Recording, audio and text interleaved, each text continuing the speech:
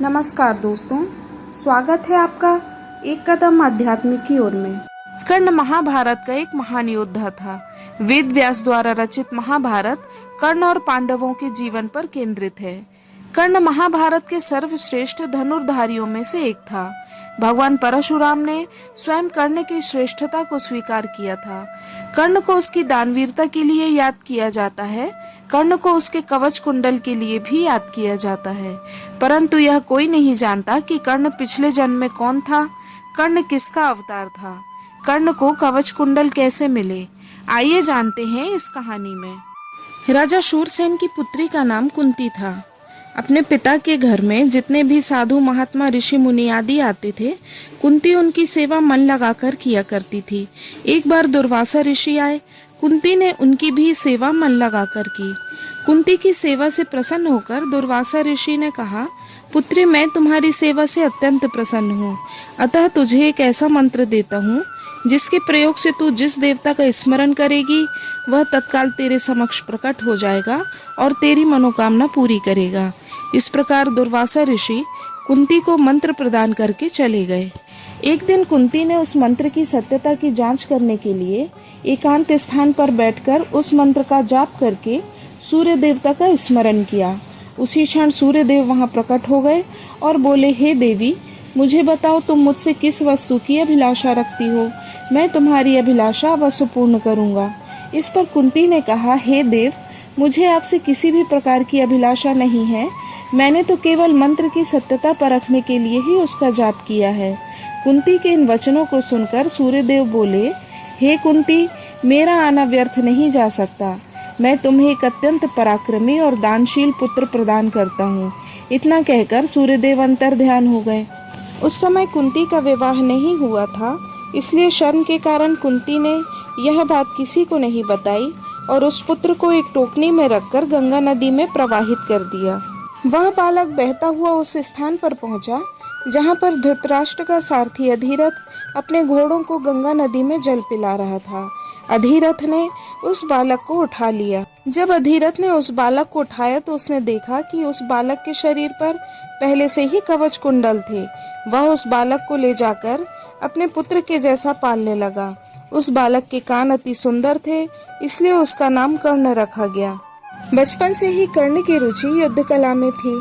कर्ण और उसके पिता अधिरथ आचार्य द्रोण से मिलने गए, जो कि उस समय युद्ध कला के सर्वश्रेष्ठ आचार्यों में से एक थे। द्रोणाचार्य उस समय कुरु राजकुमारों को शिक्षा दिया करते थे।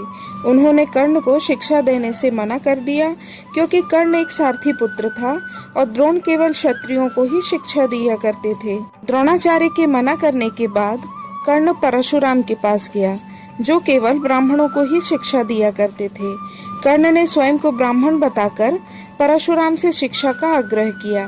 परशुराम ने कर्ण का आग्रह स्वीकार कर लिया और कर्ण को अपने समान ही युद्ध कला और धनुर्विद्या में पारंगत कर दिया। एक दिन दोपहर के समय गुरु परशुराम कर्ण की गोद में सिर रखकर विश्राम कर रहे थे। कुछ देर बाद कहीं से एक बिच्छू आया और उसने कर्ण के पैर पर काट लिया। गुरु का विश्राम भंग न हो इसलिए कर्ण बिच्छू को दूर न हटा सका और उसके डंक को सहता रहा। कुछ देर में गुरुजी की नींद टूटी और उन्होंने देखा कि कर्ण के पैर में बहुत सारा रक्त बह रहा है।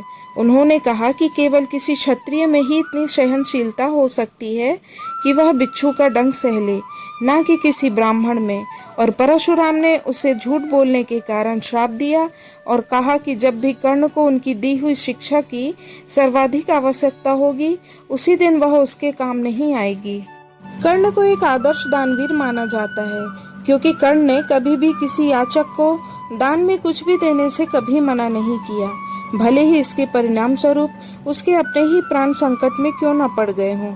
देवताओं के राजा इंद्र एक ब्राह्मण के भेष में कर्ण के पास पहुंचे और उनसे सुरक्षा कवच मांगा, जो उनके पिता सूर्य देव की ओर से एक उपहार था।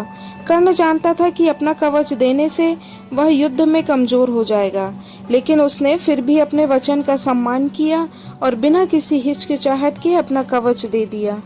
पौराणिक ग्रंथों के अनुसार भगवान विष्णु ने नारायण के रूप में अवतार लिया था। तब अर्जुन ने नारायण के जुड़वा भाई नर के रूप में अवतार लिया। नर और नारायण ने दंभोद्भव नामक असुर का वध करने के लिए जन्म लिया था। दंभोद्भव ने भगवान सूर्य की तपस्या करके उनसे 1000 कवच का वरदान मांगा था। इस कवच के साथ एक और वरदान जुड़ा था कि हर कवच को तोड़ने के लिए 1000 साल तपस्या करनी पड़ेगी और कवच के टूटते ही वह व्यक्ति भी मर जाएगा जिसने उसे तोड़ा है। वरदान के कारण वह असुर अपने आप को अजेय अमर समझकर अत्याचारी हो गया था। नर और नारायण ने बारी बारी से तपस्या करके दंभोद्भव के 999 कवच तोड़ दिए तो राक्षस भागा और सूर्यदेव के पीछे छिप गया। नर नारायण ने ललकारा लेकिन सूर्यदेव ने शरणागत की रक्षा का प्रण सुनाया। तब नारायण ने कहा कि ठीक है, इसका फल आपको भी भुगतना होगा। अब यह राक्षस आपके तेज से द्वापर में जन्म लेगा और यही कवच कुंडल तब भी इसके पास होंगे, लेकिन मृत्यु के समय काम नहीं आएंगे। यही राक्षस कर्ण के रूप में जन्म लेता है। युद्ध से पहले ही इंद्र उसके कवच कुंडल मांग लेते हैं। इससे कवच तोड़ने का श्राप भी विफल हो जाता है और कर्ण निहत्था अर्जुन के हाथों मारा जाता है। पुराणों में ऐसी कथा भी मिलती है कि एक बार भगवान श्री कृष्ण ने कहा कि कर्ण दानवीर ही नहीं महादानवीर है। तब अर्जुन ने कहा कि तुम इसे सिद्ध करके बताओ। तब भगवान और अर्जुन ने तपस्वियों का वेश धारण किया और कुरुक्षेत्र में कर्ण के पास पहुंचे। भगवान ने कहा, वत्स, हम आपके पास बहुत दूर से आए हैं, लेकिन आपकी हालत देखकर लगता है कि हमें निराश होकर ही लौटना पड़ेगा। तब कर्ण ने कहा कि मेरे दांत सोने के हैं, तुम उन्हें तोड़ सकते हो। लेकिन एक साधु के रूप में भगवान ने इसे तोड़ने से मना कर दिया और कहा कि यह पाप मैं नहीं कर सकता। तब कर्ण ने पास में रखा एक पत्थर उठाया और अपने सोने के दांत निकालकर भगवान को दे दिए, लेकिन भगवान ने उन्हें लेने से मना कर दिया और कहा कि उस पर लहू लगा हुआ है। तब कर्ण ने अपना धनुष लिया और एक बाण से जल की धारा छोड़ी और उससे अपने दांत धोकर भगवान को अर्पित कर दिए। इस दानवीरता से प्रसन्न होकर भगवान कृष्ण ने कर्ण को वरदान मांगने को कहा। कर्ण ने अपने साथ हुए अन्याय को याद करते हुए वरदान के रूप में उसके वर्ग के लोगों का कल्याण करने को कहा। दूसरे वरदान के रूप में भगवान कृष्ण का जन्म अपने राज्य में लेने को कहा और तीसरे वरदान के रूप में उसने कहा कि उसका अंतिम संस्कार कोई ऐसा व्यक्ति करे जो पाप मुक्त हो। वरदान देते हुए भगवान श्री कृष्ण ने सारे वरदान स्वीकार कर लिए, परंतु तीसरे वरदान के लिए भगवान कृष्ण दुविधा में पड़ गए। भगवान कृष्ण को ऐसा कोई भी व्यक्ति समझ नहीं आया जो पाप मुक्त हो, इसलिए कर्ण का अंतिम संस्कार भगवान कृष्ण ने अपने ही हाथों किया और कर्ण को दिए वरदान को पूरा किया। इस तरह दानवीर कर्ण का अधर्म का साथ देने के बावजूद भगवान कृष्ण को कर्ण का अंतिम संस्कार करके उसको वीर गति दी और साथ ही बैकुंठ धाम भी भेजना पड़ा। कर्ण की छवि आज भी भारतीय जनमानस में एक ऐसे महायोद्धा की है जो जीवन भर प्रतिकूल परिस्थितियों से लड़ता रहा। बहुत से लोगों का यह भी मानना है कि कर्ण को कभी भी वह सब नहीं मिला जिसका वह वास्तविक रूप से अधिकारी था। तर्कसंगत रूप से कहा जाए तो हस्तिनापुर के सिंहासन का वास्तविक अधिकारी कर्ण ही था, क्योंकि वह कुरु राज परिवार से ही था और दुर्योधन और युधिष्ठिर से ज्येष्ठ था। उसकी वास्तविक पहचान उसकी मृत्यु तक अज्ञात ही रही। कर्ण को एक दानवीर और महान योद्धा माना जाता है। उन्हें दानवीर और अंगराज कर्ण भी कहा जाता है। तो दोस्तों, आपको कहानी कैसी लगी?